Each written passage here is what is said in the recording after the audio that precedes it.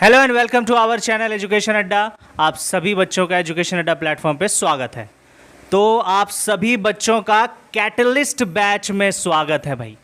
Catalyst batch, ठीक है, catalyst. और ये किस क्लास के लिए है?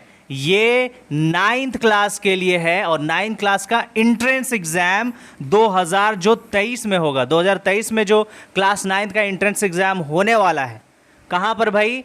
अलीगढ़ मुस्लिम यूनिवर्सिटी में और जामिया यूनिवर्सिटी में, ठीक है, जामिया मिलिया इस्लामिया में। तो उन बच्चों के लिए, जो भी बच्चे अलीगढ़ जाना चाहते हैं, जो भी बच्चे जामिया जाना चाहते हैं, यानी सिर्फ जाना नहीं चाहते हैं, वहाँ जाकर के पढ़ना चाहते हैं भाई, और वो भी किस क्लास में? 9th क्लास में पढ़ना चाहते हैं, तो उसके लिए ये एक प्रिपरेशन बैच है, कैटलिस्ट बैच। कैटलिस्ट क्या होता है? कैटलिस्ट बोलते हैं भाई प्रमोटर को, यानी कि कैटलिस्ट वो होता है जो रिएक्शन को स्पीड करता है और बूस्ट करता है। तो हम भी आपके प्रिपरेशन को क्या करेंगे? स्पीड करेंगे, बूस्ट करेंगे, ताकि आप जो है, आपका जो सिलेक्शन जो है वो कहाँ हो जाए? अलीगढ़ मुस्लिम यूनिवर्सिटी में हो जाए और जामिया मिलिया इस्लामिया में हो जाए। तो जो भी बच्चे अलीगढ़ मुस्लिम यूनिवर्सिटी का प्रिपरेशन करना चाह रहा है क्लास 9th के लिए, जामिया के लिए, तो आप लोग कैटलिस्ट बैच जो है बच्चे वो ज्वाइन करें, है ना, ज़रूरी है, ठीक है। तो ये अगर आप ज्वाइन करेंगे तो भाई आपको पूरा कंप्लीट कोर्स मिलेगा कैटलिस्ट बैच में, और आपका सिलेक्शन में पूरा हेल्प होने वाला है, ठीक है। तो चलिए आज का लेक्चर जो है भाई देख लेते हैं क्या है। आज का जो लेक्चर है वो साइंस का होने वाला है, और साइंस में जो चैप्टर है भाई, the cell, it's structural and functions, structure and functions. Cell पढ़ेंगे हम लोग, ठीक है, सेल पढ़ने वाले हैं और उसका स्ट्रक्चर पढ़ेंगे और फंक्शन पढ़ेंगे। ये आपके साइंस का चैप्टर है भाई। और आज जो डील करने वाले हैं वो कौन सा है भाई? वो लेक्चर 1 है, यानी कि इस चैप्टर को हम 2 लेक्चर में कंप्लीट करेंगे। कितने लेक्चर में कंप्लीट करेंगे? 2 लेक्चर में कंप्लीट करेंगे। तो पहला लेक्चर आज हम लोग स्टार्ट करते हैं। क्या सभी बच्चे तैयार हैं आज के सेशन के लिए, है ना? तो भाई चलिए, सभी बच्चे तैयार हैं, आगे बढ़ते हैं। तो आज का जो टॉपिक है भाई, आज का जो टॉपिक है या इस चैप्टर का जो मेन टॉपिक है वो टॉपिक देख लेंगे। सबसे पहले क्या है? Discovery of cell. सेल की डिस्कवरी कैसे हुई, किसने किया, ये सारा इंफॉर्मेशन और ये सारा टॉपिक डील करने वाले हैं। शेप ऑफ सेल, सेल जो है वो उसका शेप कैसा होता है, क्या एक ही शेप का होता है हर ऑर्गेनिज्म में या फिर अलग अलग होते हैं, वो सब डिस्कस करेंगे, ठीक है। दूसरा है साइज ऑफ सेल, हर ऑर्गेनिज्म का सेल का साइज क्या सेम होगा या डिफरेंट होगा, वो भी हम आपको बताएंगे, ठीक है। और नेक्स्ट क्या है भाई? Cell structure and function. Cell का स्ट्रक्चर कैसा होगा, सेल के अंदर क्या क्या चीजें पाई जाएंगी, फंक्शन क्या करेगा, वो सारी चीजें हम लोग पढ़ेंगे। पार्ट्स ऑफ सेल, सेल में कितने पार्ट्स होते हैं भाई, सेल के अंदर क्या क्या चीज़ें होती है, कितने पार्ट्स होते हैं, और वो पार्ट्स क्या क्या फंक्शन करता है, वो पढ़ेंगे। और लास्ट में क्या है भाई? Difference between plant cell and animal cell. Last में हम लोग क्या पढ़ेंगे भाई? प्लांट सेल और एनिमल सेल के बीच में क्या अंतर है। इस चैप्टर में बच्चे हम लोग जनरली क्या पढ़ने वाले हैं? प्लांट सेल पढ़ने वाले हैं, ठीक है। एक सेकेंड, जनरली हम लोग क्या पढ़ेंगे? प्लांट सेल पढ़ेंगे, प्लांट सेल पढ़ेंगे, और क्या पढ़ेंगे? और हम लोग पढ़ेंगे एनिमल सेल के बारे में, एनिमल सेल के बारे में हम लोग पढ़ेंगे। तो ये सारे टॉपिक है और इसको आपको क्लियर करना है, ठीक है। हम आपको इस तरीके से पढ़ाएंगे ये चैप्टर कि इस चैप्टर में कहीं से भी क्वेश्चन अगर आ जाएगा ना तो आप लोग से छूटने वाला नहीं है ना? सही है। चलिए आगे बढ़ते हैं। इंट्रोडक्शन देख लो भाई, क्या लिखा हुआ है कि all living organism carry out certain basic characters. Cell is the structural and functional unit of life. बोले कि जितने भी लिविंग ऑर्गेनिज्म है, जितने भी लिविंग ऑर्गेनिज्म है, उनके पास कुछ ना कुछ जो है वो बेसिक कैरेक्टर होता है, ठीक है। तो सेल को क्या बोलते हैं? सेल को बोलते हैं structural and functional unit of life. Living beings, living creature, वैसा चीज जिसमें जान है, तो वो बना किससे है? बना किससे है? तो जो कोई भी लिविंग ऑर्गेनिज्म है, कोई भी लिविंग ऑर्गेनिज्म है, चाहे चाहे चाहे वो क्या हो भाई, चाहे वो बैक्टीरिया हो, चाहे वो बैक्टीरिया हो, चाहे वो एलिफेंट हो, यानी बैक्टीरिया जो दिख भी नहीं रहा है, और एलिफेंट जो आपको दूर से ही दिख जाएगा। किसका बना हुआ है? सेल का बना हुआ है। किसका बना हुआ है? सेल का बना हुआ। इसीलिए इसको बोलते हैं बेसिक यूनिट ऑफ लाइफ, यानी जिंदगी की शुरुआत, लिविंग ऑर्गेनिज्म की शुरुआत किससे हो रहा है भाई? सेल से हो रहा है। किससे हो रहा है? सेल से हो रहा है। और ये क्या करता है भाई? ये आप किसी भी लिविंग ऑर्गेनिज्म का स्ट्रक्चर बनाता है। बहुत सारे ऑर्गेनिज्म होंगे, हम लोग पढ़ेंगे आगे कि यूनिसेलुलर ऑर्गेनिज्म भी होते हैं और मल्टी सेलुलर ऑर्गेनिज्म भी होते हैं। यानी सिंगल सेल वैसा ऑर्गेनिज्म जो एक ही सेल का बना हुआ है, और वैसा ऑर्गेनिज्म जो एक से ज्यादा सेल से मिलकर के बने हुए हैं। सेल जो होते हैं वो माइक्रोस्कोपिक होता है, जिसको हम देख नहीं पाएंगे। तो जो सिंगल सेल वाला ऑर्गेनिज्म होता है उसको हम देख नहीं पाएंगे। कैसे देखेंगे? तो माइक्रोस्कोप का इस्तेमाल करना पड़ेगा। और जो मल्टी सेलुलर है, जो एक से ज्यादा सेल से मिलकर के बने हुए हैं, उसको हम दूर से ही देख लेते हैं। ठीक है, तो दोनों सिंगल सेल और मल्टी सेलुलर दोनों जो है वो किससे बना है? सेल से बना है। यानी कि एक सिंगल सेल, ठीक है, उसमें भी जान है, और ढेर सारा जो सेल है उससे मिलकर के जो है बना हुआ है भाई, उसमें भी जान है, दोनों में जान है। तो लिविंग ऑर्गेनिज्म को कौन बना रहा है? सेल बना रहा है। इसीलिए उसको बोलते हैं बेसिक है ना, यूनिट ऑफ लाइफ, यानी जिंदगी की शुरुआत वहीं। और स्ट्रक्चरल यूनिट ऑफ लाइफ, यानी कि वो ढेर सारा सेल मिलकर के उसको एक स्ट्रक्चर दे रहा है। क्लियर है? ये बात समझ में आ गया? और फंक्शनल यूनिट ऑफ लाइफ भी बोलते हैं, यानी कि वो फंक्शन करता है तभी लिविंग ऑर्गेनिज्म क्या होता है? जिंदा रहता है। ठीक है, अगर सेल के अंदर कोई फंक्शन नहीं होगा तो वो जिंदा नहीं रह पाएगा। ठीक है, तो यहां पे क्या लिखा हुआ है? Some organism are unicellular such as bacteria, amoeba etcetera. हमने बताया ना, कुछ जो होते हैं लिविंग ऑर्गेनिज्म वो यूनिसेलुलर होते हैं। उसका एग्जांपल है बैक्टीरिया, अमीबा, और भी बहुत सारे होते हैं। और अदर आर मल्टी सेलुलर, और आगे जो है वो मल्टी सेलुलर, यानी कि हम लोग क्या है? मल्टी सेलुलर हैं। हम लोग क्या है? मल्टी सेलुलर है। मिलियंस ऑफ सेल से मिलकर के बने। ठीक है, हम भी सेल के बने हुए हैं। ठीक, made up of millions of cells. और क्या लिखा हुआ है? Cells vary in number, shape, size and different organism. यानी कि हर ऑर्गेनिज्म में एक ही तरह का सेल्स नहीं होगा, एक ही तरह के, यानी कि उसका शेप एक जैसा नहीं होगा, या सेल की संख्या हर ऑर्गेनिज्म में बराबर नहीं होगा। बैक्टीरिया में जो है यूनिसेलुलर है, यानी एक ही सेल का बना हुआ है। और हम अगर अपनी बात करें तो मिलियंस ऑफ सेल से मिलकर के बने हुए, तो नंबर में वेरी कर रहा है भाई। अब शेप में भी वेरी करेगा। बैक्टीरिया का जो शेप होगा सेल का वो अलग होगा, और हम लोगों का सेल का जो शेप होगा वो अलग होगा। प्लांट के सेल का शेप अलग होगा, हम लोगों का सेल का शेप अलग होगा। तो ये सारा इस चैप्टर में हम लोग पढ़ेंगे। तो सेल का इंट्रोडक्शन समझ में आ गया कि जितने भी लिविंग ऑर्गेनिज्म है वो किससे मिलकर के बना है भाई? सेल से मिलकर के बना है। इसीलिए सेल को बेसिक यूनिट ऑफ लाइफ बोलते हैं। सवाल आ जाता है, basic unit of life, option दे देगा, सेल दे देगा, न्यूक्लियस दे देगा, या फिर बहुत सारी चीजें दे देगा, तो क्या टिक करोगे? सेल टिक करोगे। Structural unit of life, functional unit of life ये दे देगा, तो उसका सही आंसर क्या होने वाला है? उसका सही आंसर क्या होने वाला है? सेल ही होने वाला है। ठीक है, यहां तक आई होप समझ में आ गया होगा। आगे बढ़ते हैं, डिस्कवरी ऑफ सेल। तो सेल की डिस्कवरी किसने की है?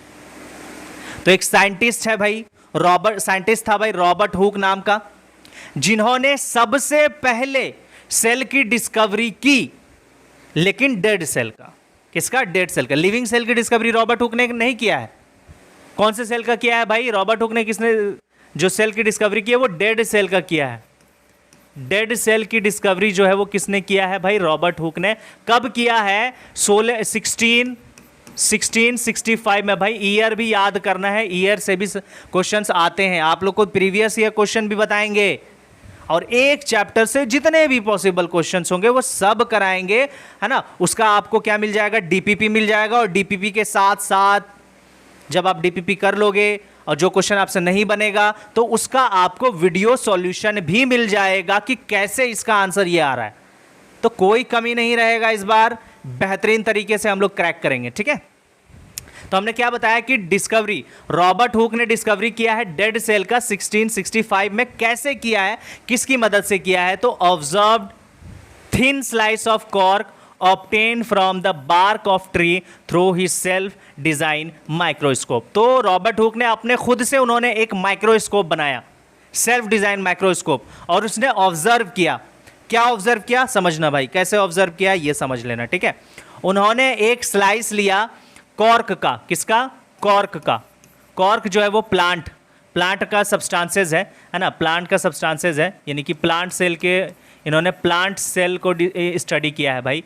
तो कॉर्क लिया, कॉर्क का पतला पतला स्लाइस बना दिया, पतला पतला स्लाइस बना दिया, और फिर उस स्लाइस को, है ना, इस कॉर्क को पतला पतला स्लाइस बना दिया, और फिर उस स्लाइस को उन्होंने माइक्रोस्कोप की मदद से, उन्होंने जो माइक्रोस्कोप बनाया, सेल्फ डिज़ाइन माइक्रोस्कोप बनाया, उसकी मदद से जब उन्होंने स्लाइस को देखा तो उसको क्या दिखता है, उसको कुछ इस तरह का स्ट्रक्चर दिखता है बच्चे, देखना, उसको कुछ इस तरह का स्ट्रक्चर दिखेगा।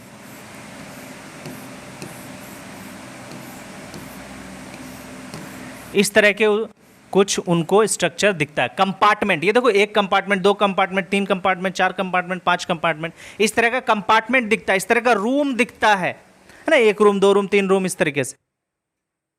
अरे भाई साहब,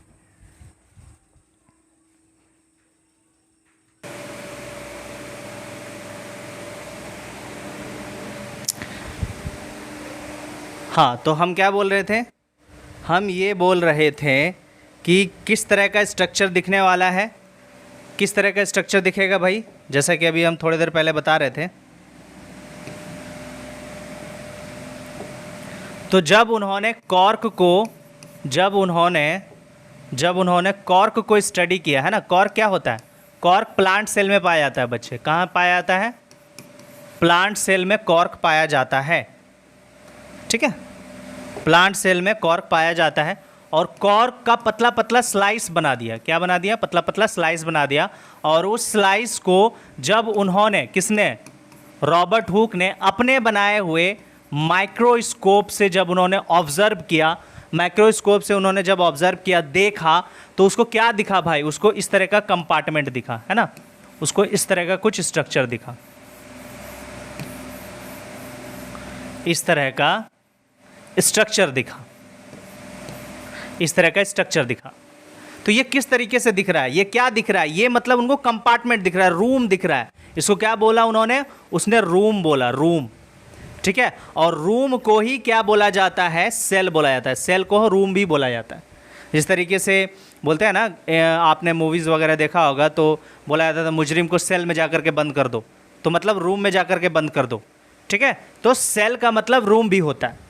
और ये जो स्ट्रक्चर है, इस स्ट्रक्चर का नाम, ये स्ट्रक्चर किससे रिजेंबल कर रहा है, ये स्ट्रक्चर किसके जैसा दिख रहा है, तो आपको हनी कॉम्ब की तरह दिख रहा होगा, हनी कॉम्ब की तरह ये स्ट्रक्चर आप लोगों को दिख रहा होगा, यानी मधुमक्खी के छत्ते जैसा। तो ये जो कंपार्टमेंट है, इसी को उन्होंने क्या बोला कि सेल बोला है, ठीक है। तो इन्होंने, रॉबर्ट हुक ने, किसने, रॉबर्ट हुक ने इस तरह का उन्होंने ऑब्जर्वेशन किया है, रॉबर्ट हुक ने ऑब्जर्वेशन किया है। और इसने किसका, कौन से सेल का इन्होंने डिस्कवरी किया है, तो डेड सेल का। प्लांट जो होता है, प्लांट से ये बाहर निकाला, कॉर्क जो होता है वो डेड होता है, तो ये डेड सेल की डिस्कवरी की रॉबर्ट हुक ने। कब भाई, 1665 में डिस्कवरी किया। कब किया, 1665 में। अब देखो, इसको थोड़ा सा हम इमेज से देख लें, तो भाई ये देखो, इस तरह का कुछ स्ट्रक्चर है, ये क्या है, हनीकॉम्ब स्ट्रक्चर,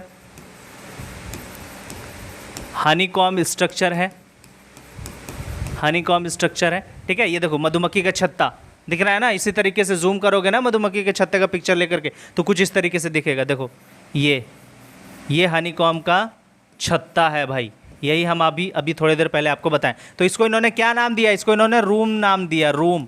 और रूम को ही क्या बोलते हैं, रूम को ही सेल बोलते हैं, तो सेल नाम दे दिया गया। तो सबसे पहले सेल की डिस्कवरी रॉबर्ट हुक ने किया है, डेड सेल की डिस्कवरी किया है। कब किया है भाई, 1665 में, ईयर भी याद रखेंगे। तो लिविंग सेल की डिस्कवरी किसने की, वो भी हम लोग जानेंगे अभी, ठीक है। तो ये है भाई, ये है रॉबर्ट हुक। कौन है, रॉबर्ट हुक। और ये जो है, ये इनका सेल्फ मेड या सेल्फ डिज़ाइन माइक्रोस्कोप, इसी की मदद से उन्होंने डेड सेल की डिस्कवरी की, रॉबर्ट हुक ने। कब, 1665 में। ये रॉबर्ट हुक चचा है भाई, ठीक है, देख रहे हो, ये इनका बनाया हुआ माइक्रोस्कोप, ठीक है, समझ में आ रहा है ना। चलिए आगे बढ़ दें, आगे बढ़े, चलिए आगे बढ़े आते हैं। अब सेल क्या है भाई, अब यहां से पढ़ते हैं। सेल की डिस्कवरी हो गया, सेल देख लेते क्या है। Cell is the basic structural unit of life, हमने बता दिया क्यों बोलते हैं इस basic structure unit of life. Organism differ from one another but all are made up of cell, जितने भी ऑर्गेनिज्म है वो एक दूसरे से अलग दिखते हैं। जैसे कि ह्यूमन हो गया, ह्यूमन डॉग से अलग दिखता है, डॉग कैट से अलग दिखता है, कैट रैट से अलग दिखता है, रैट जो है वो कॉकरोच से अलग दिखता है। सारे ऑर्गेनिज्म जो अलग अलग ऑर्गेनिज्म वो अलग अलग दिखते हैं, लेकिन सभी के सभी किससे बने हैं, सभी के सभी सेल से बना है। किससे बना है, सेल से बना है। A hen's egg is a cell can be easily seen, और हमने बताया कि जितने भी सेल होते हैं उसको हम अपने नेकेड आई से, है ना, अपने नेकेड आई से हम नहीं देख सकते, नॉट सीन, नहीं देख सकते हैं। लेकिन जो एग होता है, जो अंडा होता है, मुर्गी का अंडा हो, किसी का भी अंडा हो, है ना, तो वो एक सिंगल सेल है। ये जो एग है बच्चे, ये क्या है, ये एक सिंगल सेल है, ये एक सिंगल सेल है, ये ढेर सारे सेल से मिलकर के नहीं बना, ये खुद ही एक सेल है। तो इसको हम लोग खुद देख सकते हैं, तो सेल का एग्जाम्पल है जिसको हम देख सकते हैं। हैंस एग हो गया, या किसी का भी एग दे देगा, पैरोट का एग दे देगा, बर्ड्स का एग दे देगा, है ना। और सबसे बड़ा सेल जो है वो इस धरती का, वो क्या है भाई, वो ऑस्ट्रिच, ऑस्ट्रिच का एग जो है वो सबसे बड़ा सेल है, लार्जेस्ट, है ना, लार्जेस्ट सेल है। ठीक है, वो अभी आगे हम बताएंगे कौन लार्जेस्ट सेल है, कौन स्मॉलेस्ट सेल है, वो सब चीज़ हम आपको बताएंगे। ठीक है, आगे बढ़े, चलिए। अब देखो, variation in cell number, shape, size in living organism. Variation कैसा, वेरिएशन दिखेगा भाई किसमें, सेल नंबर में। अलग अलग ऑर्गेनिज्म में सेल के नंबर भी अलग अलग होंगे। ठीक है, अलग अलग ऑर्गेनिज्म में सेल के शेप भी अलग अलग होंगे, या सिंगल ह्यूमन बॉडी में ही अलग अलग शेप के आपको सेल दिख जाएंगे, वो भी हम आपको बताएंगे। ठीक है, और साइज भी बता देंगे सेल का।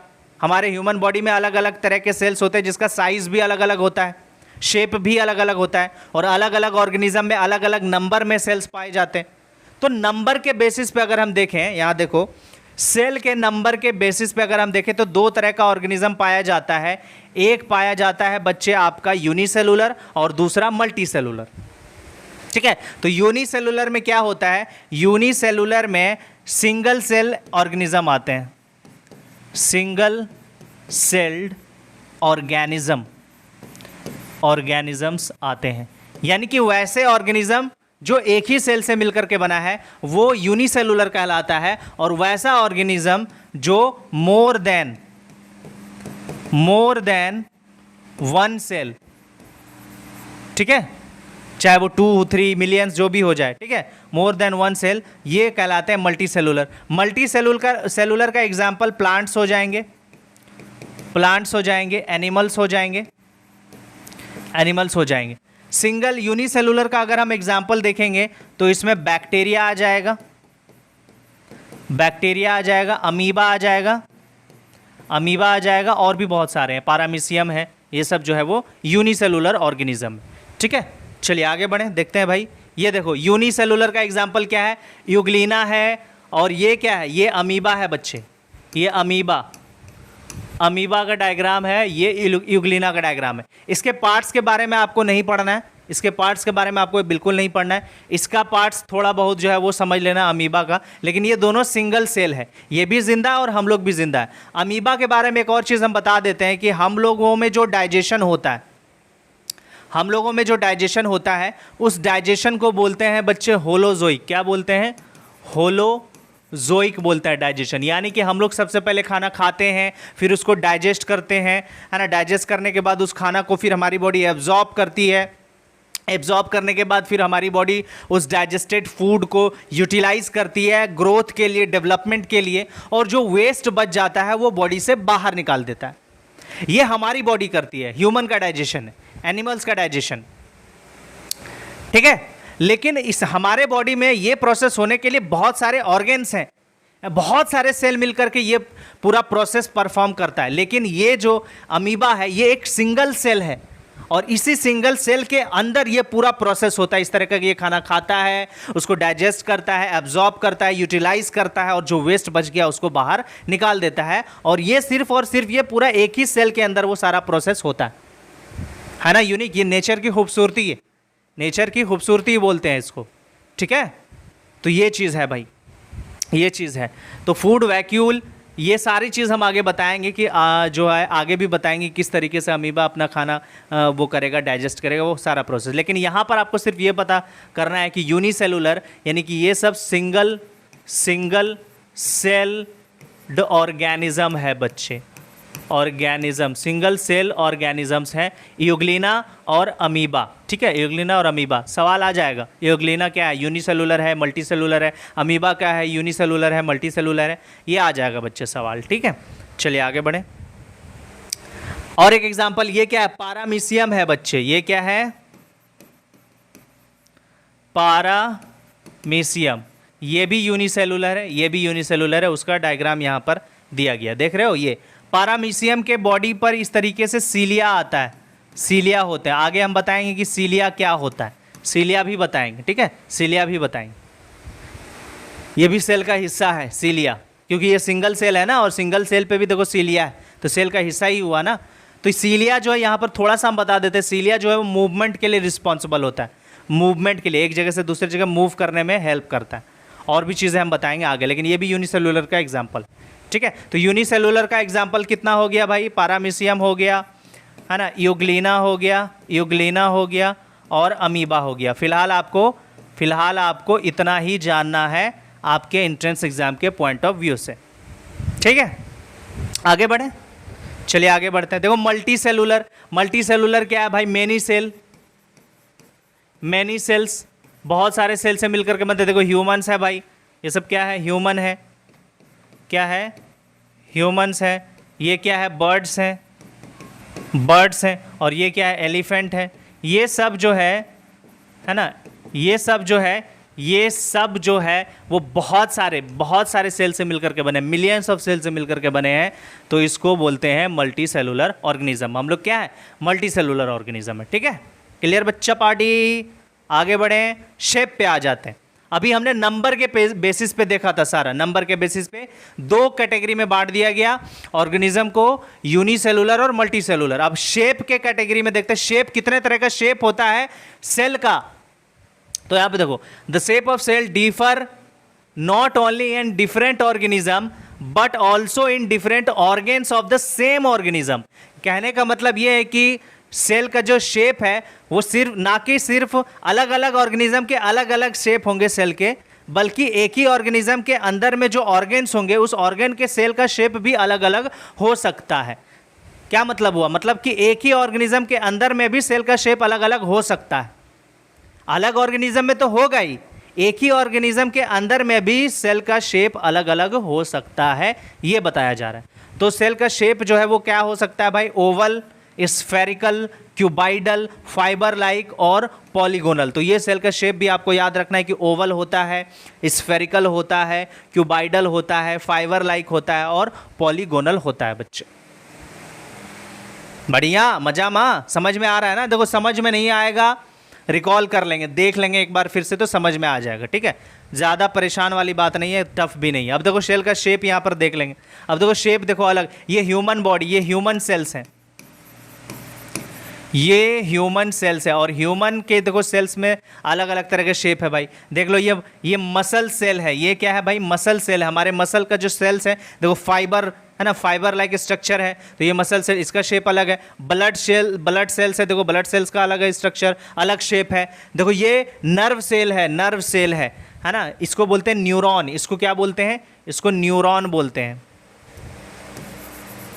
इसको न्यूरॉन बोलते हैं। तो इसका देखो, इसका भी शेप अलग है। बोन सेल है अलग। ये दोनों रिप्रोडक्टिव सेल है, ये मेल रिप्रोडक्टिव सेल है जिसको स्पर्म बोलते हैं, ये फीमेल रिप्रोडक्टिव सेल है जिसको ओवम बोलते हैं, ये फैट सेल है। तो सारे सेल के हमारे बॉडी के सेल्स हैं और सभी सेल का देखो शेप जो है वो अलग अलग है। तो अभी थोड़ी देर पहले हमने क्या बताया, हमने यही बताया कि एक ऑर्गेनिज्म के अंदर में भी जो सेल का शेप है वो अलग अलग हो सकता है। अलग अलग ऑर्गेनिज्म के शेप तो अलग होंगे ही होंगे सेल के, लेकिन एक सेम ऑर्गेनिज्म के बॉडी के अंदर का जो सेल का शेप होगा वो भी अलग अलग होगा। और आपके सामने ये सबूत हमने पेश कर दिया है, ह्यूमन के सेल्स हैं। ठीक है, चलिए आगे बढ़ें, आगे बढ़ते हैं। साइज, सेल का साइज, अब देख लो साइज, देख लो सेल का। अब यहां पर जो पॉइंट हम यहां पर आपको डिस्कस करेंगे, ये सब आपके एग्जाम में आने वाले टॉपिक्स हैं, तो इसको जरा गौर से देखेंगे, ठीक है। द स्मॉलेस्ट सेल, सबसे छोटा सेल इस अर्थ का क्या है भाई? PPLO। इसका फुल फॉर्म क्या होता है? Pleuro pneumonia like organism also called mycoplasma. ये बैक्टीरिया है बच्चे, PPLO भी बोलते हैं और माइकोप्लाज्मा भी बोलते हैं। सबसे छोटा सेल है ना, इज अबाउट 0.1 माइक्रोमीटर, है ना, 0.1 माइक्रोमीटर। इतना छोटा है, इतना छोटा है, ठीक है, इतना छोटा है। तो 1 माइक्रोन क्या होता है भाई? 10⁻⁻6 मीटर होता है, तो इतना छोटा है। तो ये 0.1 माइक्रोमीटर है, ठीक है। मीटर नहीं बोलेंगे, म्यू बोलेंगे, म्यू। एक सेकेंड, 0.1 म्यू, और 1 म्यू इज इक्वल टू होता है ना 10⁻⁻6 मीटर होता है। तो इतना छोटा साइज है आप इसका PPLO का, माइकोप्लाज्मा का साइज। तो अगर पूछ देगा एग्जाम में कि सबसे छोटा सेल माइकोप्लाज्मा आपके ऑप्शन में रहेगा तो माइकोप्लाज्मा टिक करना है, अगर माइकोप्लाज्मा नहीं हो PPLO हो तो PPLO पे टिक करना है। और फुल फॉर्म भी पूछ देता है भाई कि PPLO का फुल फॉर्म क्या होगा, तो प्लियोरो निमोनिया लाइक ऑर्गेनिज्म, ये भी आपको याद रखना है, ठीक है।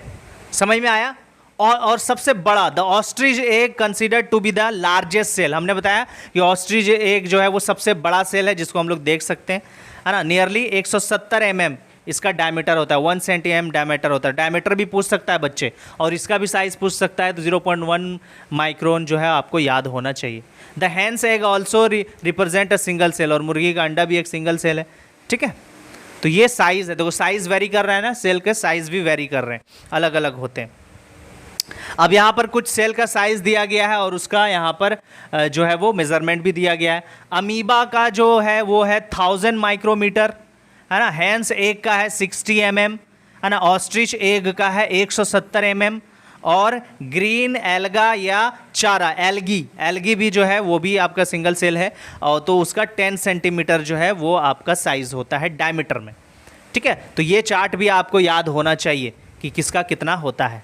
और आगे देखते हैं भाई, और ह्यूमन बॉडी में भी बहुत सारे सेल्स हैं, red blood cell, liver cell, human ovum, nerve cell, ये सब ह्यूमन बॉडी के सेल्स है। इसका साइज देख लो, रेड ब्लड सेल का है 9 माइक्रोमीटर, लीवर सेल का है 20 micrometre, human ovum that means ova की बात किया जा रहा है, यानी कि फीमेल एग का बात किया जा रहा है ना। रिप्रोडक्टिव सेल है, उसका साइज होता है 0.1 mm और 100 माइक्रोमीटर, और नर्व सेल का अबाउट 1 मीटर। तो ये याद रखना बच्चे, अगर पूछा जाए सवाल कि ह्यूमन बॉडी का सबसे बड़ा सेल, सबसे लार्जेस्ट सेल कौन होगा, तो ये होगा बच्चे नर्व सेल, जिसको क्या बोलते हैं, जिसको न्यूरॉन बोलते हैं, जिसको न्यूरॉन बोलते हैं। लार्जेस्ट सेल है ये, largest cell of human body.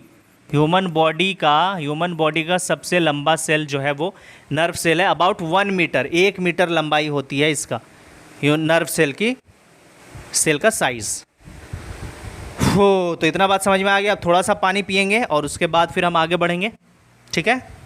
चलिए,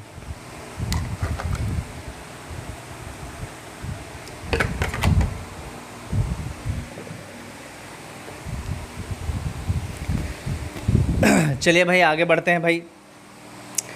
आई होप सभी को मज़ा आ रहा होगा। देखो जब समझ में आता है तो मज़ा आता है, जब समझ में नहीं आता है तो मज़ा नहीं आता, और मेरे ख्याल से सभी बच्चों को समझ में तो आ ही रहा होगा, है ना। चलिए आगे बढ़ते हैं, सेल के पार्ट्स की बात करते हैं, है ना। सेल का क्या क्या पार्ट्स होता है। अब एक यहाँ पर डायग्राम लेते हैं, देखो ये एक टिपिकल सा सेल हम बनाएंगे, ठीक है।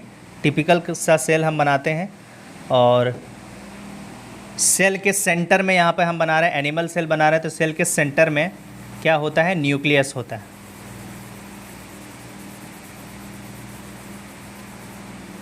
तो मेन पार्ट्स अभी हम बता रहे हैं किसी भी सेल का, ठीक है। ये एक सेल बन गया, अब इसको थोड़ा सा हम लेबल करने की बात करते हैं भाई, लेबल करते हैं।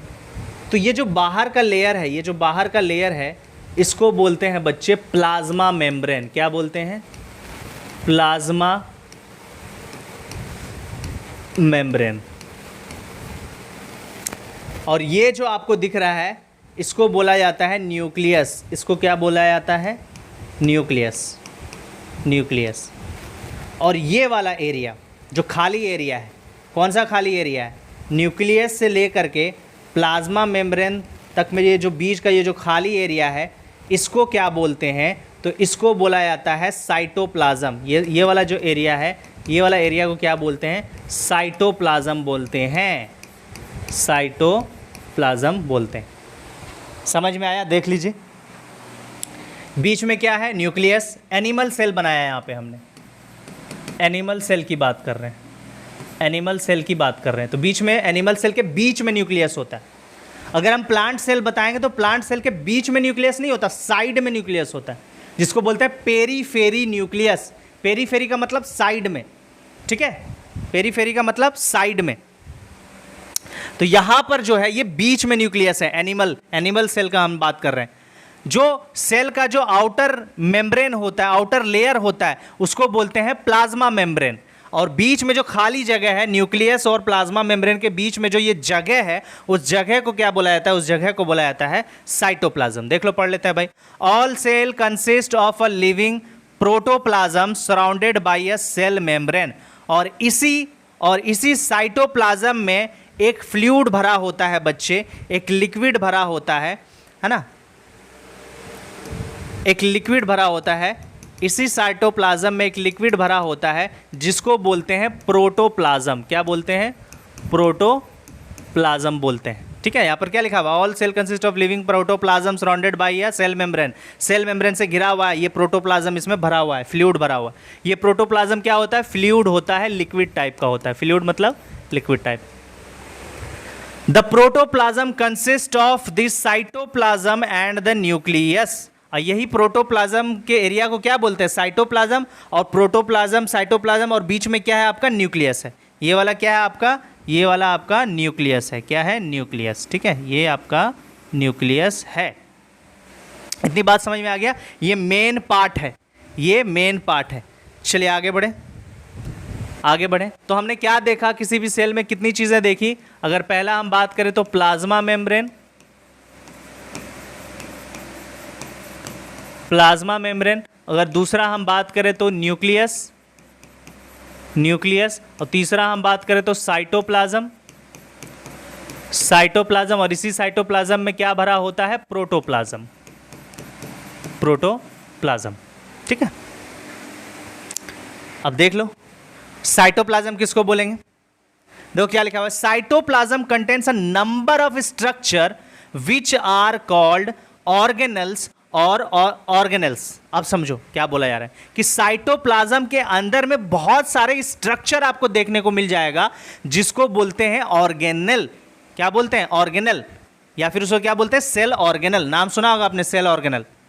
ठीक है, तो साइटोप्लाज्म वाले एरिया में जो भी स्ट्रक्चर दिखेगा उसको बोलते हैं सेल ऑर्गेनल। क्या बोलते हैं, सेल ऑर्गेनल। देख लो यहां पे हम दिखाते हैं, ये देखो, ये एक सेल हमने लिया है और ये जो है सेल, ये वाला रेड वाला पोर्शन आपका क्या है, रेड वाला पोर्शन आपका न्यूक्लियस है। और ये बाहरी वाला ये क्या है, ये प्लाज्मा मेम्ब्रेन है। क्या है, plasma, plasma membrane, plasma membrane है। ठीक है, और ये जो येलो येलो आपको दिख रहा है वो आपका प्रोटोप्लाज्म भरा हुआ है साइटोप्लाज्म में, फ्लूइड। और फिर तो क्या बताया गया कि साइटोप्लाज्म के अंदर में बहुत सारे स्ट्रक्चर आपको देखने को मिलेंगे। तो ये स्ट्रक्चर देखने को मिल रहा है, ये ब्लू कलर का देखने को मिल रहा है, ये इस तरह लंबा लंबा देखने को मिल रहा है, ये दिखने को मिल रहा है, ये देखने को मिल रहा है, यानी बहुत सारे स्ट्रक्चर आपको देखने को मिल रहा है। तो ये सारे के सारे कहलाते हैं सेल ऑर्गेनल। क्या कहलाते हैं, सेल ऑर्गेनल, सेल ऑर्गेनल कहलाते हैं। ठीक है, तो ये देखो क्या है, माइटोकॉन्ड्रिया है, गोल्जी बॉडी है ना, सेंट्रोयल लाइजोसोम है, एंडोप्लाज्मिक रेटिकुलम है, राइबोसोम है। तो ये सब सेल के साइटोप्लाज्म में आपको दिख रहा है, साइटोप्लाज्म में कंसिस्ट कर रहा है ना। तो इन सारे स्ट्रक्चर को बोलते हैं सेल ऑर्गेनल। क्या बोलते हैं, सेल ऑर्गेनल। ठीक है, तो जो भी चीज़ है, देखो ये आपका प्लाज्मा मेम्ब्रेन, ये आपका न्यूक्लियस, और इसके अलावा बहुत सारे स्ट्रक्चर जो दिख रहे हैं आपको, जो साइटोप्लाज्म में है, इसको बोला जाता है सेल ऑर्गेनल। और हर सेल ऑर्गेनल का अलग अलग नाम होता है और अलग अलग फंक्शन होते हैं। वो सब डील करेंगे, वो सारी चीज़ें हम डील करेंगे। ठीक है, चलिए आगे बढ़ते हैं। तो ये आपको समझ में आ गया होगा। ठीक है, ये सारी चीज़ें पढ़ गया, समझ में आ गया होगा। देखो क्या लिखा हुआ है, कि cytoplasm contains a number of structure which are called cell organelle. अभी हमने बताया organelles are therefore structure present within a cell that help it to perform its relevant function. और जो भी ऑर्गेन सेल के अंदर में पाया जाता है उसका अलग अलग फंक्शन होता है। कोई प्रोटीन बना रहा है, कोई प्रोटीन तोड़ रहा है, कोई एनर्जी बना रहा है ना। समझ में आ रही बात? वो सारी चीजें सेल के अंदर हो रहा है और वो सारे सेल ऑर्गेनेल मिल करके सेल को जिंदा रखने का काम करता है। और फिर अगर सेल जिंदा है तो सेल जिस ऑर्गेनिज्म में पाया जा रहा है वो ऑर्गेनिज्म जिंदा है। ठीक है, तो ऑर्गेनिज्म को लिविंग कौन बना रहा है? सेल के अंदर जो कंटिन्यूअसली कुछ ना कुछ बन रहा है, कुछ ना कुछ हो रहा है, जो फंक्शन कर रहा है, सेल ऑर्गेनेल फंक्शन कर रहे हैं, उसकी वजह से सेल जिंदा है। और सेल जिंदा है तो हम लोग जिंदा है भाई। ठीक है, चलिए आगे बढ़ते हैं। चलिए, तो पार्ट्स ऑफ सेल में देखो कौन कौन से सेल ऑर्गेनेल हैं, कौन कौन से सेल, मतलब सेल के पार्ट, सेल के हिस्सा कौन कौन सा है ये देखो। तो सेल मेम्ब्रेन जो है वो तो है ही है सेल का हिस्सा, साइटोप्लाज्म है, न्यूक्लियस है, प्लास्टिड है, माइटोकॉन्ड्रिया है, एंडोप्लाज्मिक रेटिकुलम है, गोल्जी कॉम्प्लेक्स है, वैक्यूल है, राइबोसोम है। यहाँ से देखो बच्चे, यहाँ से जो हम बता रहे हैं देखो, यहाँ से प्लास्टिड से लेकर के ये वाला सारा पोर्शन जो है ये सब क्या कहलाता है? ये सब कहलाता है आपका सेल ऑर्गेनल। क्या कहलाता है? सेल ऑर्गेनल्स कहलाते हैं।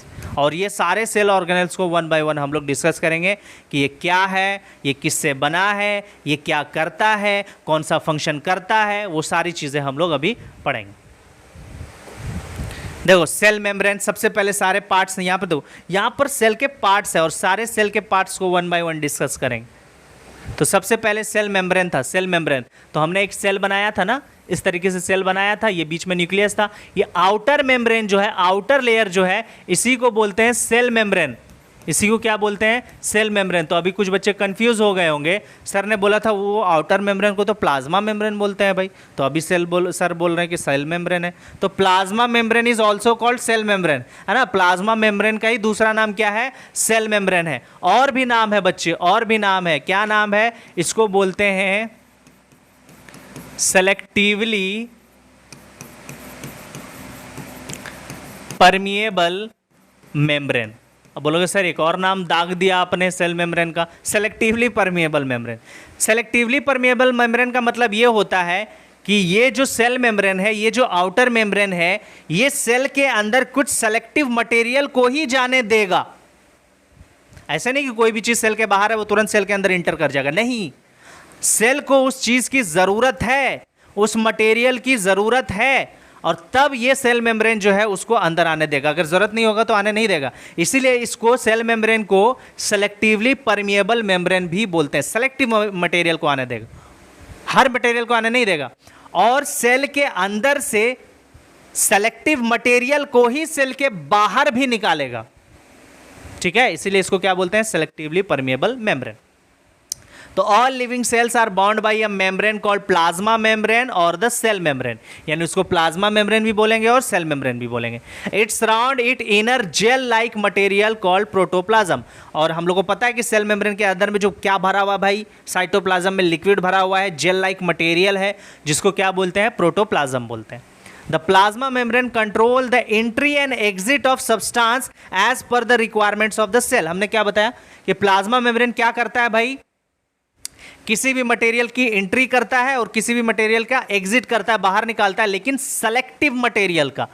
अगर जरूरत है तभी आने देगा और जरूरत है तभी बाहर जाने देगा। इसीलिए सेल मेम्ब्रेन और प्लाज्मा मेम्ब्रेन को सेलेक्टिवली परमिएबल मेम्ब्रेन भी कहते हैं। Got it?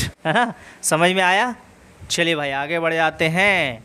अब देखो ये सेल मेम्ब्रेन का कुछ इस तरीके का स्ट्रक्चर है, हालांकि इतना आपको नहीं पढ़ना है ना, इतना आपको नहीं पढ़ना है, लेकिन ये आपको पढ़ना है कि सेल मेम्ब्रेन बनता किससे है? तो प्रोटीन एंड लिपिड, प्रोटीन और लिपिड का बना होता है। Made up of protein and lipid. Cell membrane किसका बना होता है? प्रोटीन और लिपिड का बना होता है। ये आपको पता होना चाहिए। ये कुछ डायग्राम हमने दिखा दिया, लेकिन ये डायग्राम पूछेगा नहीं, लेकिन यहाँ पर आपको देखना चाहिए। देखो ये प्रोटीन भरा हुआ है, प्रोटीन भी है, लिपिड भी है ना, लिपिड भी है, कार्बोहाइड्रेट भी है, है ना। तो अगर कार्बोहाइड्रेट तो कार्बोहाइड्रेट भी है यहाँ पे, कार्बोहाइड्रेट भी लिख देते हैं। तो प्लाज्मा मेम्ब्रेन या सेल मेम्ब्रेन या सेलेक्टिवली परमिएबल मेम्ब्रेन आपका किसका बना होता है? प्रोटीन, लिपिड एंड कार्बोहाइड्रेट का बना होता है। अगर कार्बोहाइड्रेट ऑप्शन में नहीं है, सिर्फ प्रोटीन एंड लिपिड है, तो उस पर भी टिक करेंगे तो आपका सही होगा। लेकिन अगर कार्बोहाइड्रेट भी साथ में है तो वो अगर टिक कर देंगे तो वो भी सही माना जाएगा। ठीक है। सेल वॉल, और ये हम बता देते कि ये जो सेल वॉल है ये आपका सिर्फ ओनली इन किस में? Plant cell. प्लांट सेल में पाया जाएगा और कुछ बैक्टीरिया में भी पाया जाता है, बैक्टीरिया में भी पाया जाता है, और फंगाई में भी पाया जाता है, फंजी में भी पाया जाता है। एनिमल में नहीं पाया जाता है सेल वॉल। सेल वॉल क्या है? सेल वॉल क्या है देख लेते हैं भाई। ये देखो, ये देखो, ये प्लांट सेल है। क्या है भाई? ये प्लांट सेल है। हमने प्लांट सेल लिया। हमने क्या बताया कि सेल वॉल जो है भाई किस में पाया जा रहा है? प्लांट सेल में। और किस में पाया जा रहा है? बैक्टीरियल सेल में। बैक्टीरियल सेल में। और किस में पाया जा रहा है भाई? फंजाई सेल में भी पाया जा रहा है। तो इसमें ये सेल वॉल होता क्या है? ये सेल मेम्ब्रेन के ऊपर भी एक और लेयर आ जाता है जिसको सेल वॉल बोलते हैं। ठीक है। तो यहां पर आपको दिख रहा होगा दूसरा, अगर हम कलर लें, कौन सा कलर? रेड कलर ले लेते हैं। ये वाला जो लेयर आपको दिख रहा होगा, ये वाला जो आपको लेयर दिख रहा होगा, ये है आपका प्लाज्मा मेम्ब्रेन। ये है आपका प्लाज्मा मेम्ब्रेन। लेकिन फिर आपको एक और लेयर इसके ऊपर नजर आ रहा है। कौन सा कलर ले लें भैया? येलो ले लेते हैं। ये एक और लेयर आपको यहां पर दिख रहा है, और यही लेयर यहां पर देखो क्या लिखा हुआ है? सेल वॉल लिखा हुआ है। तो प्लाज्मा मेम्ब्रेन के ऊपर एक और लेयर आ जाता है जिसको बोलते हैं सेल वॉल। और सेल वॉल सिर्फ और सिर्फ प्लांट सेल, बैक्टीरियल सेल और फंगाई सेल में होता है। ठीक है। और ये प्लांट सेल में देखो, ये जो आपका न्यूक्लियस है, ये न्यूक्लियस देखो साइड में है, और इस प्लांट सेल का ज़्यादा से ज़्यादा अंदर का जो वॉल्यूम है वो एक ये वाला स्ट्रक्चर जो है वो छेके हुआ है, जिसको क्या बोल रहे हैं? वैक्यूल बोलते हैं। जिसको क्या बोलते हैं? वैक्यूल। वैक्यूल जो होता है बच्चे, ये क्या है? वैक्यूल है। ये वैक्यूल जो है वो सेल का 50 से 90% वॉल्यूम जो है वो ऑक्युपाई कर लेता है। अब बाकी जो बचा हुआ जगह है उसमें बाकी के सेल ऑर्गेनेल्स मौजूद है। देखो ये वाला बचा हुआ एरिया है ना, इसमें बाकी के सेल ऑर्गेनेल्स मौजूद है। लेकिन सबसे ज़्यादा कौन जगह लिया हुआ है? वैक्यूल। कितना जगह लिया हुआ है? 50 to 90%। किसमें? प्लांट सेल में। प्लांट सेल में। ठीक है, आगे बढ़ते हैं। आ जाते हैं साइटोप्लाज्म की बात करते हैं भाई। सेल वॉल करेगा क्या? सेल वॉल करता क्या है? सेल वॉल प्रोवाइड करता है, प्रोटेक्शन के लिए हेल्प करता है ना, टर्जिडिटी प्रोवाइड करता है ना, रिजिडिटी प्रोवाइड करता है सेल को। ठीक है।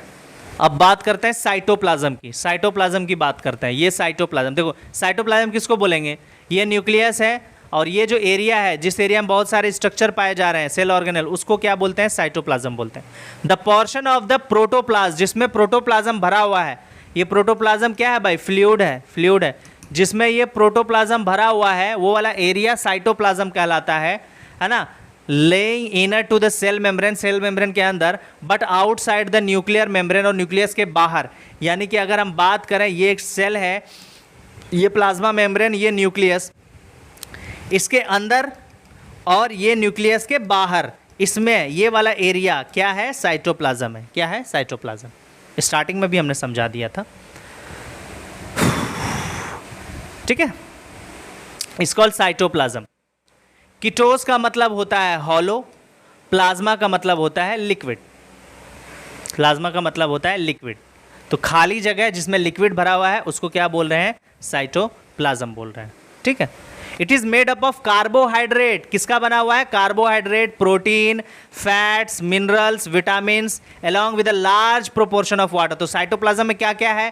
कार्बोहाइड्रेट है, प्रोटीन है, फैट्स है, मिनरल्स है, विटामिन्स है, और बहुत सारा पानी है।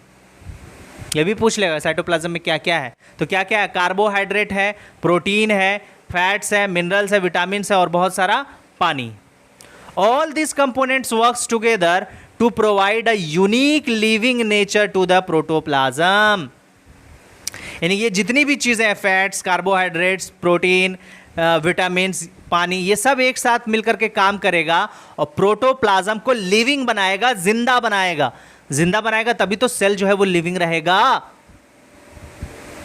प्लांट के बहुत सारे सेल्स जो होते हैं वो डेड होते हैं, क्यों? क्योंकि उसमें प्रोटोप्लाज्म नहीं होता।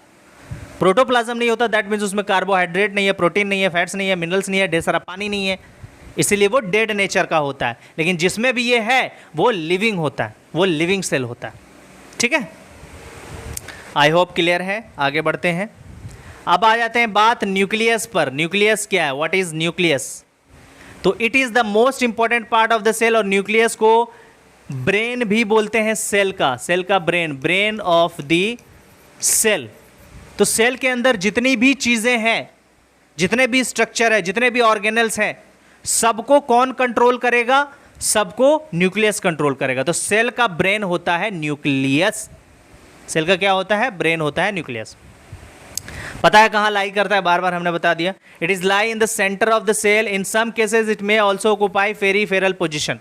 यानी कि ये जनरली जो है वो सेंटर में होता है। वो जनरली जो है बच्चा सेंटर में होता है, लेकिन कुछ ऐसे केसेस होते हैं जो साइड में होता है।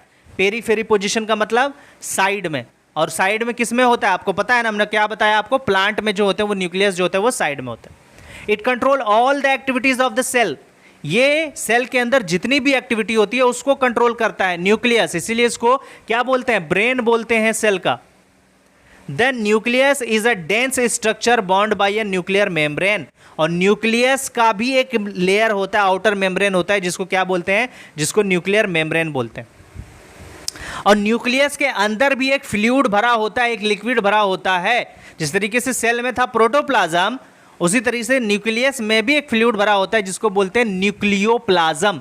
क्या बोलते हैं? न्यूक्लियोप्लाज्म बोलते हैं, न्यूक्लियोप्लाज्म।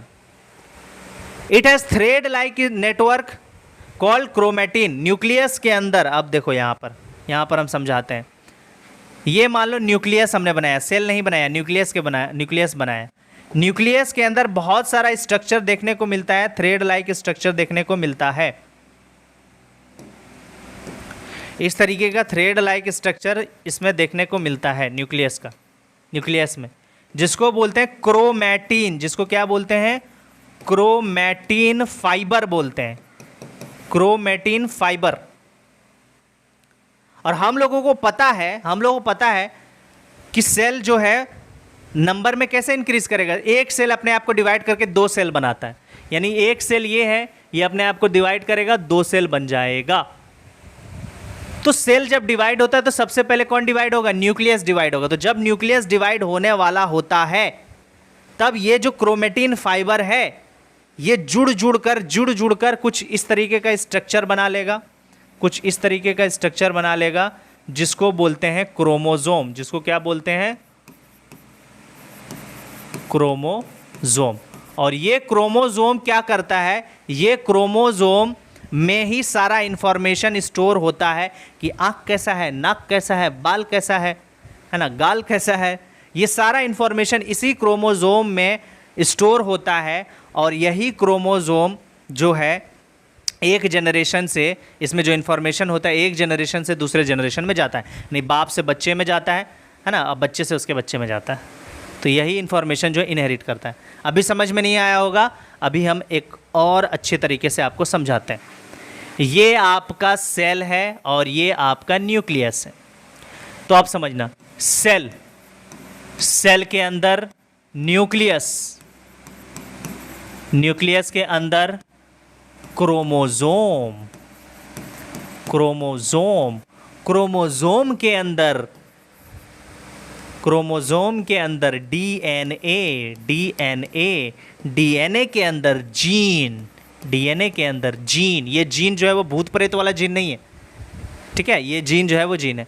अब देखो क्रोमोसोम किसका बना होता है? क्रोमोसोम बना होता है डीएनए एंड प्रोटीन का। क्रोमोसोम किसका बना होता है? डीएनए एंड प्रोटीन का बना होता है, डीएनए। अब देखो डीएनए का डायग्राम हम बनाते हैं।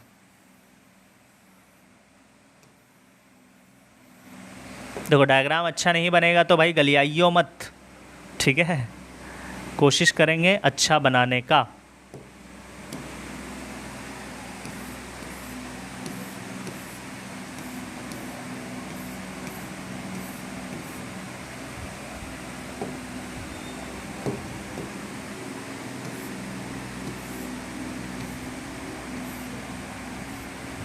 ठीक है, ये है डीएनए का स्ट्रक्चर। क्या है भाई? डीएनए का स्ट्रक्चर है।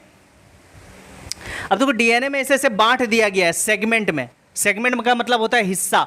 तो डीएनए में बहुत सारे सेगमेंट देखने को मिलते हैं। क्या देखने को मिलता है? सेगमेंट्स देखने को मिलता है। और इसी सेगमेंट को बोलते हैं जीन।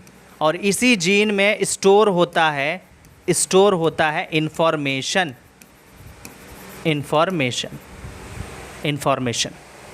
क्या इंफॉर्मेशन? हमारे बॉडी के जितने भी कैरेक्टर्स हैं उसका इंफॉर्मेशन इसी जीन में जो है स्टोर होते हैं। कैरेक्टर क्या है? नाक कैरेक्टर है, आंख कैरेक्टर है, बाल कैरेक्टर है, हाथ कैरेक्टर है, गाल कैरेक्टर है, पैर कैरेक्टर है, लंबाई कैरेक्टर है ना, बाल का कलर कैरेक्टर है, आंख का कलर कैरेक्टर है, कॉम्प्लेक्शन हम लोगों का स्किन का कलर कैरेक्टर है। ये सारे कैरेक्टर का इंफॉर्मेशन जीन में स्टोर होता है। और यही है ना जीन, यानी कि यही डीएनए जो है वो एक मतलब फादर से बच्चों में जाएगा, मदर से बच्चों में जाएगा। तो फादर का जो कैरेक्टर है वो बच्चों में जा रहा है, मदर का जो कैरेक्टर है वो बच्चों में जा रहा है। तभी बच्चा जो है वो कुछ फादर की तरह दिखते हैं, कुछ मदर की तरह दिखते हैं। क्यों? क्योंकि 50% कैरेक्टर जो है वो मदर से मिलता है, बच्चों को मदर से मिलता है, और 50% कैरेक्टर जो है वो फादर से मिलता है। क्यों? क्योंकि उस बच्चे में क्या है भाई? फादर का भी डीएनए है और मदर का भी डीएनए। तो इंफॉर्मेशन कहाँ स्टोर होता है? डीएनए में। तो सवाल देखो क्या आएगा बच्चे कि क्या ट्रांसफर होता है फादर से बच्चों में? तो डीएनए। जब डीएनए ही ट्रांसफर हो जाएगा तो डीएनए में ही जीन है और जीन में ही इंफॉर्मेशन स्टोर है। लेकिन सवाल यह भी आएगा कि क्रोमोसोम किसका बना हुआ है? तो क्रोमोसोम बना हुआ है डीएनए एंड प्रोटीन का। डीएनए किसका बना हुआ है भाई? जीन। डीएनए के अंदर जीन कहां होता है? डीएनए के अंदर। बोलेगा व्हाट इज जीन? तो functional segment of DNA is known as gene. भूत वाला जीन नहीं, ठीक है। तो ये आपको आई होप समझ में आ गया होगा, ठीक है। ये देखो, ये न्यूक्लियस हम पढ़ा रहे थे, तो ये वाला बाहर वाला जो है वो न्यूक्लियर मेम्ब्रेन है। देखो न्यूक्लियर मेम्ब्रेन है, और ये न्यूक्लियस के अंदर भी इस तरह का आपको कुछ स्ट्रक्चर दिखेगा जिसको न्यूक्लियोलस बोलेंगे। और ये जो फाइबर है इसको क्रोमेटिन फाइबर बोलेंगे। और ये न्यूक्लियर मेम्ब्रेन में थोड़ा थोड़ा जगह पे जो है वो छेद होता है जिसको क्या बोलते हैं? न्यूक्लियर पोर बोलते हैं। क्या बोलते हैं? न्यूक्लियर पोर बोलते हैं, ठीक है। आगे बात समझ में? जब सेल डिवाइड होने वाला होता है तो यही क्रोमेटिन फाइबर कंडेंस होकर के क्रोमोसोम बना देता है। फिर यही क्रोमोसोम जो है वो एक सेल से दूसरे सेल में जाता है। हाँ देखो, when the cell is divided, ready to divide, this chromatin condense to form thicker thread like structure called chromosome. यही जो है जब सेल डिवाइड होने वाला है तो ये कंडेंस होकर के और मोटा बन जाता है, जिसको क्या बोलते हैं? क्रोमोसोम। क्या बोलते हैं? क्रोमोसोम। और उसका स्ट्रक्चर कुछ इस तरीके से होता है, हमने अभी थोड़ी देर पहले बताया था, ठीक है।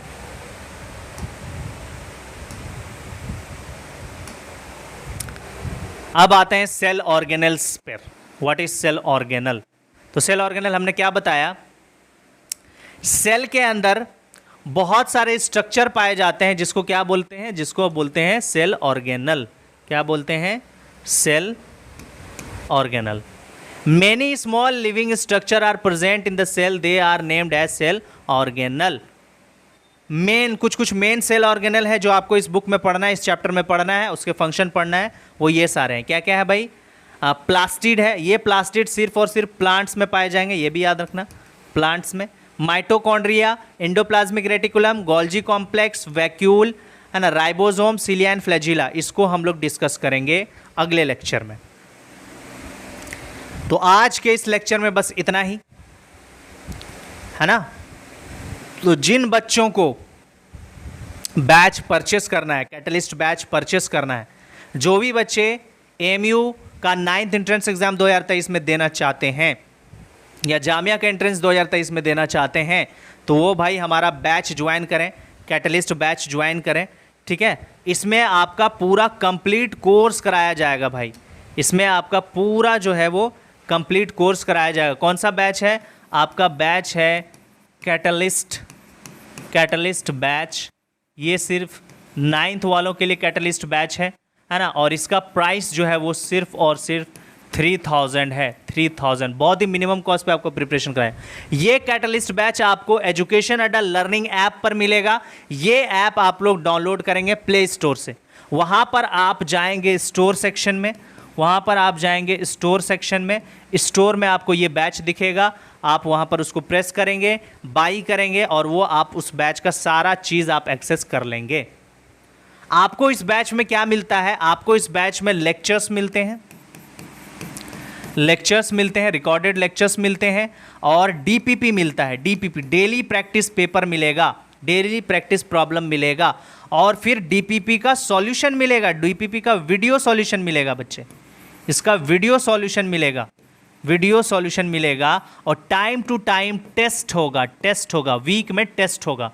तो ये सारी चीज़ आपको एक्सेस होगा जो आपको एंट्रेंस एग्ज़ाम में है ना हेल्पफुल रहेगा। और फिर लास्ट में जब है मॉक टेस्ट मिलेगा, 10 से 15 मॉक टेस्ट रहेगा। जिस पैटर्न पे अलीगढ़ टेस्ट लेती है, जामिया टेस्ट लेती है, उसी पैटर्न पे हम लोग भी टेस्ट लेंगे। यानी कि आपका सारा कॉन्सेप्ट क्लियर कर देंगे, आपको तैयार कर देंगे, रेडी कर देंगे, है ना। तो आपको कोई हिला नहीं पाएगा। जिस तरीके से MU 11 science, diploma, commerce, humanities में कितने बच्चों का सिलेक्शन एजुकेशन अड्डा प्लेटफॉर्म से हुआ, आप लोगों के से रिजल्ट छिपा हुआ नहीं है। तो आप लोगों में भी वो पोटेंशियल है, वो हिम्मत है ना, वो टैलेंट है, ताकि आप अपने आप को और अच्छे तरह से क्या कर रहे हैं भाई, शार्प कर सकें। तो अगर आप ये बैच परचेस करते हो, अच्छे तरीके से पढ़ते हो, मेहनत करते हो, तो आपका भी टॉप रैंक आएगा बच्चे, है ना। उस रैंक को आपसे कोई नहीं छीन सकता है, ठीक है। तो अच्छे से पढ़ें, है ना। और जो भी बच्चे जो है परचेस करना चाहते हैं, तो हमने बता दिया, एजुकेशन अड्डा लर्निंग ऐप डाउनलोड करेंगे, प्ले स्टोर से मिल जाएगा, वहाँ पर आपको ये कोर्स अवेलेबल हो जाएगा। ये इस तरह का लोगो आपको प्ले स्टोर पे मिलेगा, दिखेगा, यहाँ पर देख रहे हो, इस तरीके से इंस्टॉल करेंगे और वहाँ से आप लोग बैच परचेस कर सकते हैं। अगर ये लेक्चर आपको समझ में आया हो, इससे कुछ सीखने को मिला हो, तो चैनल को सब्सक्राइब करें, लाइक करें, शेयर करें, कमेंट करें बच्चा, ठीक है। आगे बात समझ में? चलिए, तो आज के सेशन में, आज के लेक्चर में बस इतना ही। इसका पूरा लेक्चर, पूरा सेशन, पूरा और अच्छे से इसका एक्सप्लेनेशन जो है वो ऐप पर होगा, और ऐप पर और भी अच्छे तरीके से पढ़ाया जाता है, पूरा एक्सप्लेनेशन के साथ पढ़ाया जाता है ना। नोट्स भी मिलेंगे, सारी चीज़ें, टेस्ट भी होगा, प्रॉब्लम भी डिस्कस किए जाएंगे, सारा चीज़ वहाँ पर होगा। तो और अच्छे से प्रिपरेशन करने के लिए एजुकेशन लर्निंग ऐप डाउनलोड करें और अपना, है ना, कोर्स परचेस करें और पढ़ाई शुरू करें, लग जाएं, मेहनत करें, रैंकर बनना है, टॉपर बनना है, ठीक है। चलिए, थैंक यू सो मच। आज के लेक्चर में बस इतना ही। Thank you so much.